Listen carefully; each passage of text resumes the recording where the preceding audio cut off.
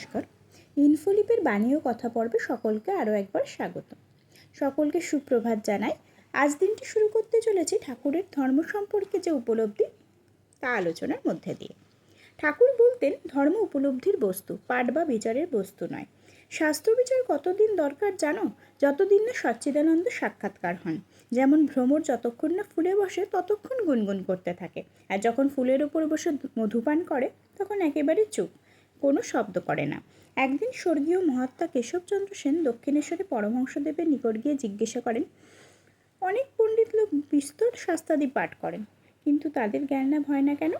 পরমহংসদেব উত্তরে বলেন, যেমন চিল শকুনি অনেক উঁচুতে ওড়ে, কিন্তু তাদের দৃষ্টি থাকে গো ভাগাড়ে, তেমনি অনেক শাস্ত্র পাঠ করলে কি হবে?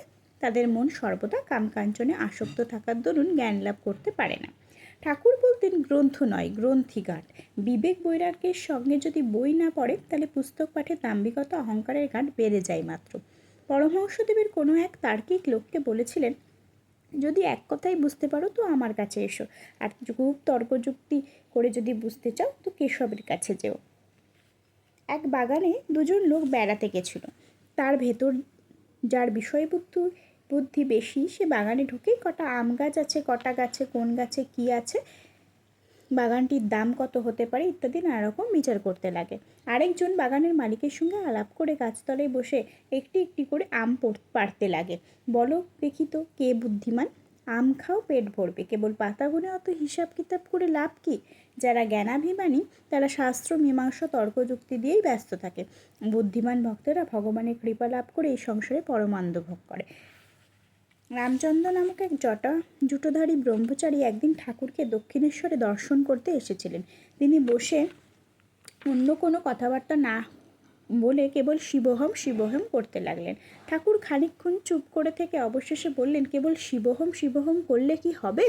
যখন সেই সচ্চিদানন্দ শিবকে হৃদয়ে ধ্যান করে তন্ময় হয়ে গিয়ে বোধ হয়, সেই অবস্থায় বলা চলে। তাছাড়া শুধু মুখে শিবহোম বললে কি হবে? যতক্ষণ না তা না হয় ততক্ষণ সেবকভাবে থাকাই ভালো।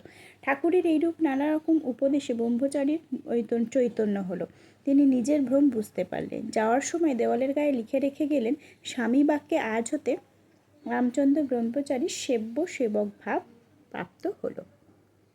ঠাকুরের এই ধর্ম সম্পর্কে আলোচনার মধ্যে দিয়ে আজ দিনটি শুরু করলাম। সকলে ভালো থাকবেন, সুস্থ থাকবেন, আনন্দ থাকবেন। আজকের দিনটি সকলের মঙ্গলময় হোক এই কামনা করি।